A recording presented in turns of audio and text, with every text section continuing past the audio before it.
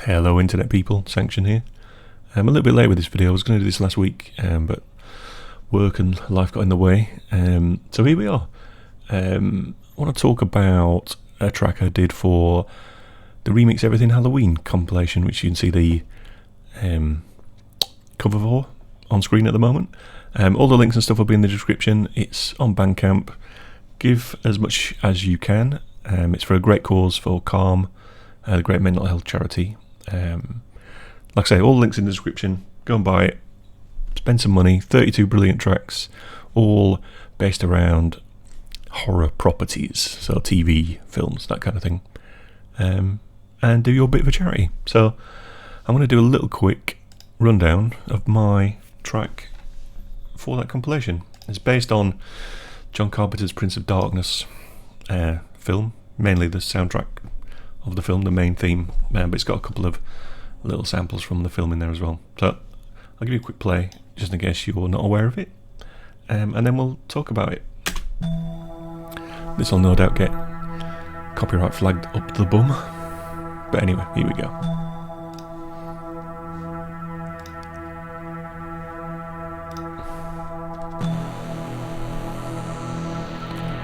Moody.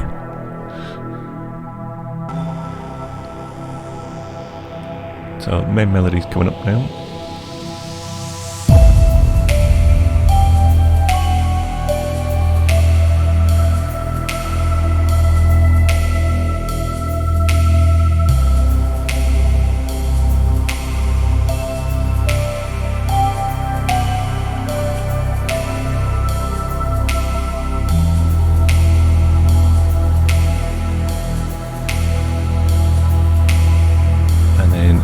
We're about to go into a build which contains a big sample from the film.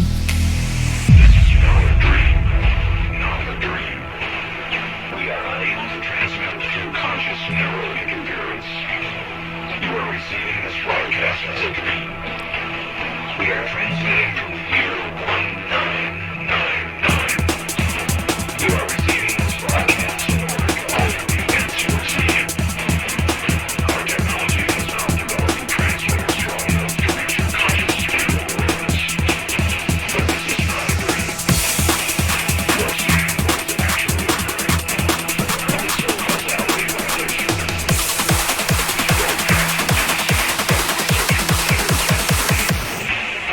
But this is not a dream.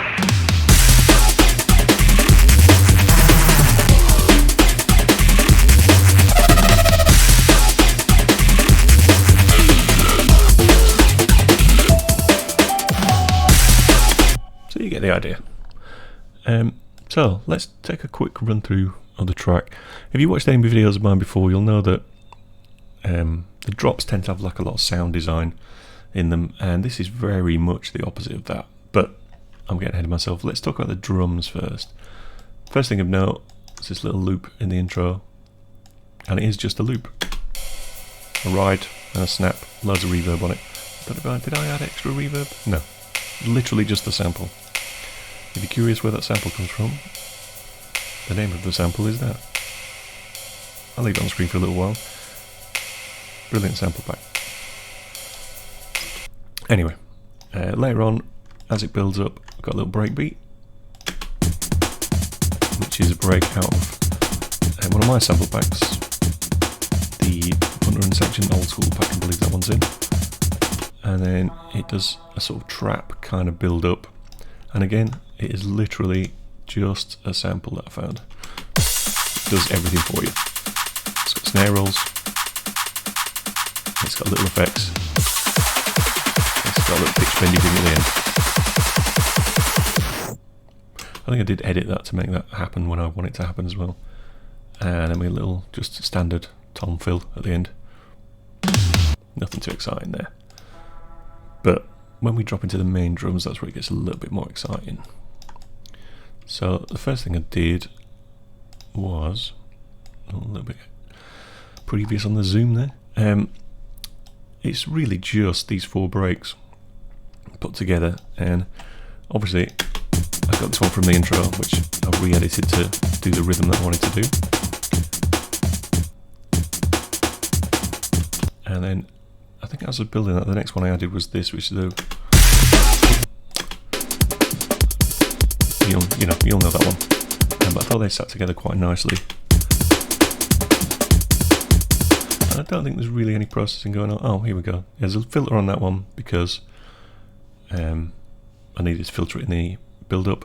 There's also a Valhalla Vintage Verb on that, and that's just because as I'm filtering it up, I'm bringing the reverb up to make more of a like an effect in that build. If you listen to just that channel on its own there in this build-up, hear it start to filter up high pass, but also I'm bringing in some reverb as well with that automation, and then quickly chopping it off. So it just kind of turns that filter into more of an effect without having to add an effect, even though, I did add a little swooshy riser effect down there. Anyway, back to drums. I did think the Runs House one, and that sounds a bit like Renegade Soundwave kind of thing, hence the name. The next one I added is this one, which you'll probably know from Terminator 2, the Metalheads track. I called it Nautilus, but I'm pretty sure it's not from Nautilus. That's a different break altogether. So quite why I called it that, I don't know. But it's a really sort of simplified version of that. Just doing the 2 and the 4 on the snare, which kind of bounces then against the slightly different rhythm I did in the other two. So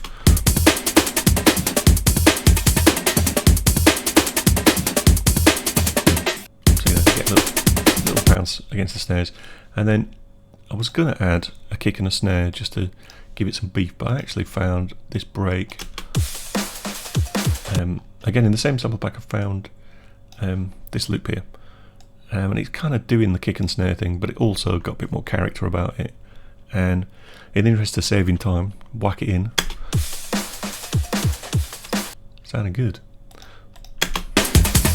when they're all running together. And again, just a little tom-tom fill at the end.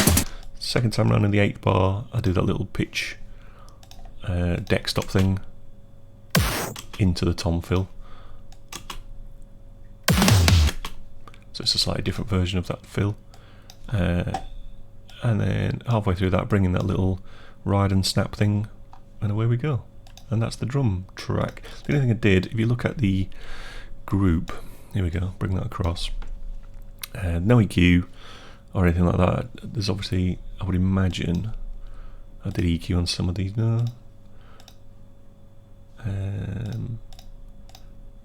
Yeah, a little bit of EQ on that breakbeat there, just to roll off some of the tops. The rest of them, because they're out of my sample pack, I know they already kind of sound how I want them to sound anyway, so no processing, no EQ or anything. On the main drum bus, I've just added this. Just add a really tiny bit of compression just to glue everything together. So nothing really major, just a tiny bit of compression catching peaks and things like that. And that is really the main drums. Later on, in the sort of middle sections between the drops, I've got this little bit of rhythm kind of thing. And again, that's just a sample. I could have sat there and programmed that, but that did the job I needed it to do. And again, when you layer it with that cool ride and snap loop, it's got some really cool spacey character about it.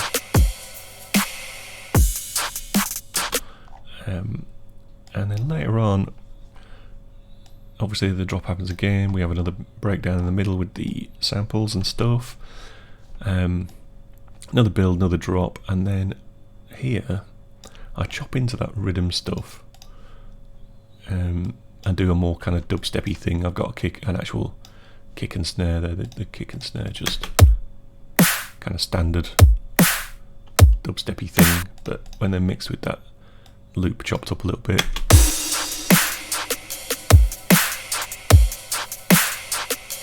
it's like some cool little trap snare fills, giving it a little bit of movement.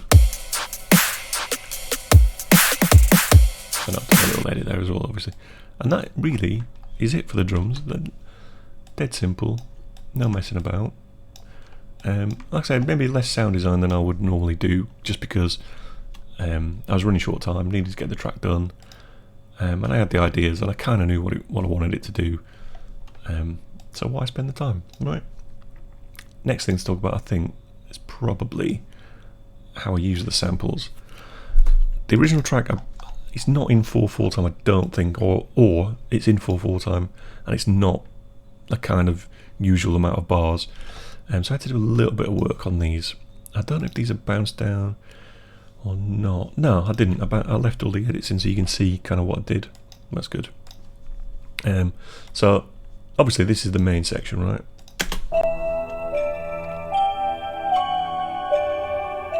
And if you know the original track, you know that's quite a bit slower than it is on the film.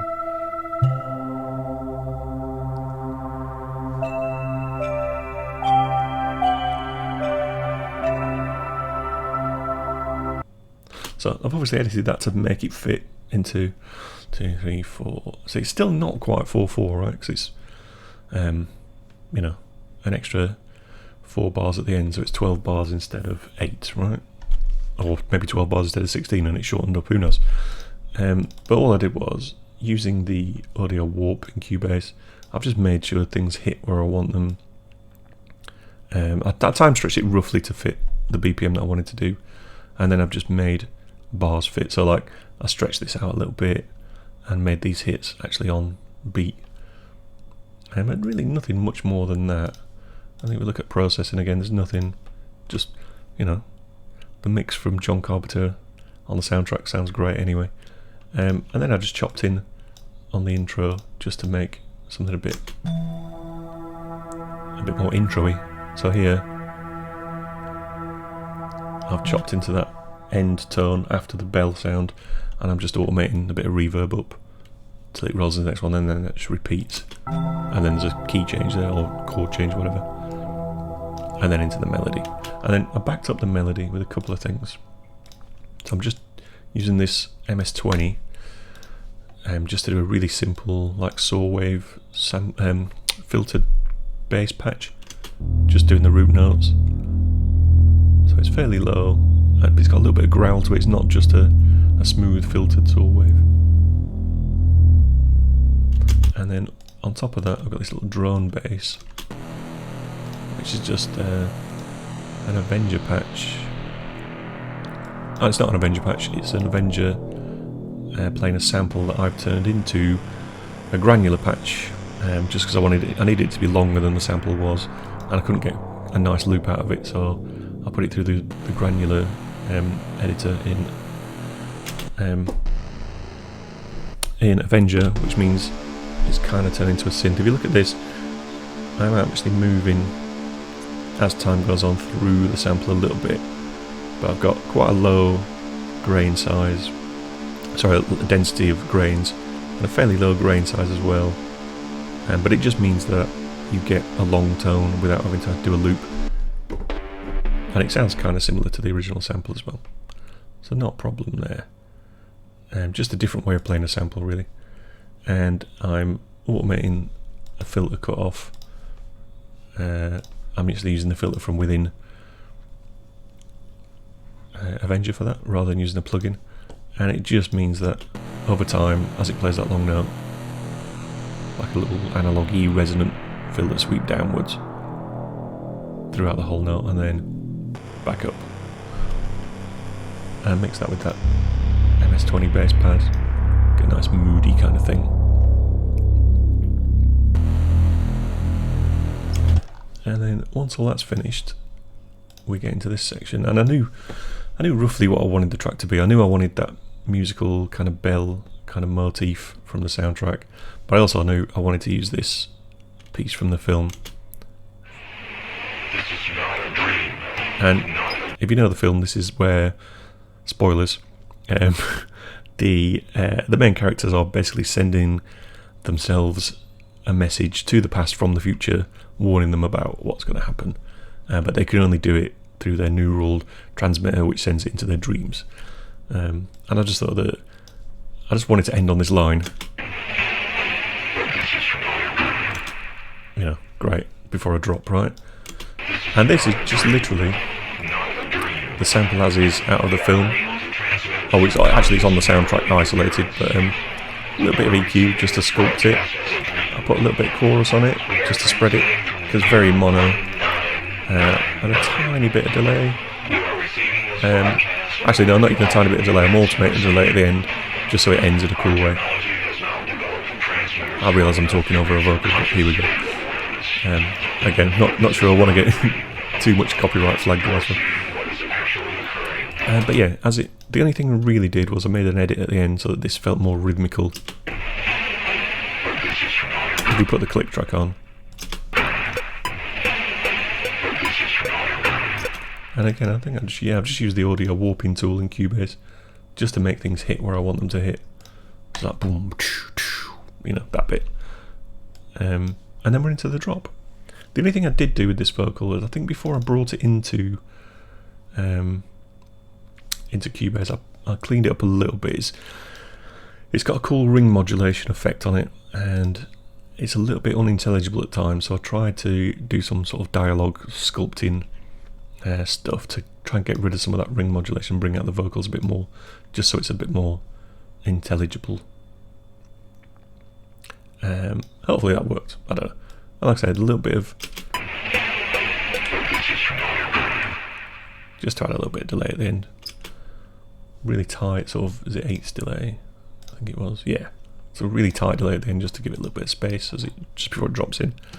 So the next thing is the bass line, and this is super simple. I knew what I wanted. I knew that I wanted it to be that kind of future jungle, kind of American dubstep, growl on the hit, rhythmic stuff in the middle, bit of a reese somewhere, drop into a melody at the end of the 8th bar. But rather than doing a lot of sound design, you'll notice just looking at it, it's just loads of bits of audio that I found that I liked. So I'll play through just the bass line on its own. I'll put in the sample as well so you get an idea of what I was on about with the melody at the end. Here we go. So, from the drop.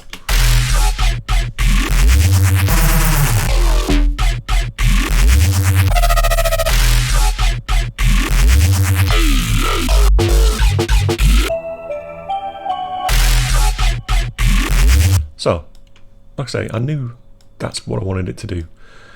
And if you look, these are just all cool bits of samples. So this growl is the start of an actual long bassline sample that's in a sample pack. And I just like that bit of it. Oh, if we just, you know. So, but I just wanted that initial hit for the downbeat. And then the next little thing that comes in is some more growls, but doing a more rhythmic thing that I edited.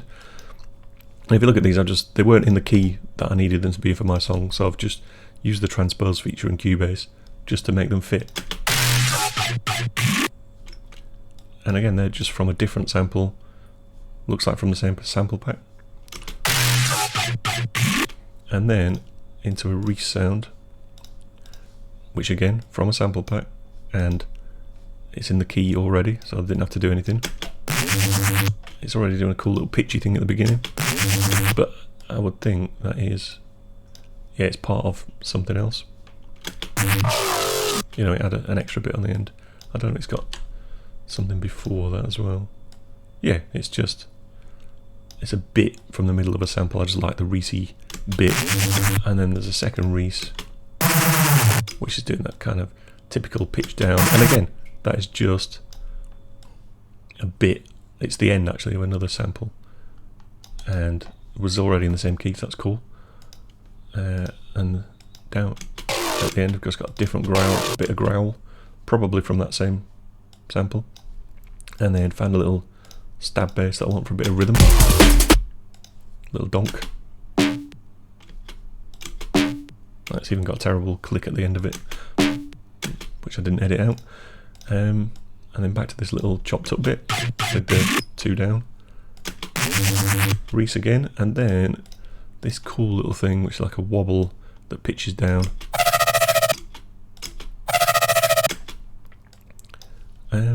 And then later on, obviously, I do a little bit of a change on the pitch. So again, same bits of sample, but I'm using the transpose in Cubase to make them fit.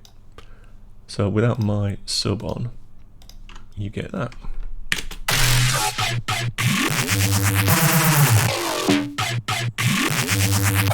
And all I did, I piped them through to this group Fab filter, chopped off all the bottom below 100 Hz, and then I made a sub,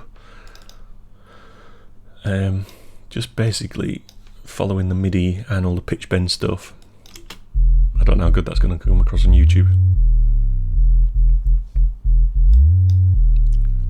And all I was doing, literally, I mean, a lot of it's just that static E note, but a little change at the end, and the pitch bend stuff. And that's just to really match what was going on there. All these bits of sample had subs on already, but obviously because they're all different samples, the subs are all slightly different levels, different tones. So that's why ProQ, chop all the subs out, replace it with your own sub, get it nice and consistent, I guess. And that is the drop. It's like super simple. I knew what the idea was, and I knew where I could find sounds that would make the idea that I wanted. Rather than sitting there faffing about with Serum or Avenger or whatever your synth of choice is. You know, you can just do that if you feel like it. I did. The only other thing of note is there's a little rave line. You all know that sound. Nothing too major there. Just a contact patch, which is just playing the single sample. Again, from one of my sample packs. The only thing on the channel is this cool reverb. It's free if you fancy going looking for it. The free version you don't get like all the different algorithms, but it's got a really cool kind of. It's hard to explain. It's not like a standard reverb in a way. It's got a warmer kind of tone. Really like it. And a little bit of ping pong delay. Didn't even do any EQ. It's fine. I could have probably pulled some of this, whatever that is, this 65 Hertz down a little bit maybe at a push, but it's fine. And that is kind of it, really. Music does not have to be complicated. And with that, I'm off. Go and buy the album. Do your bit for charity. See you next time.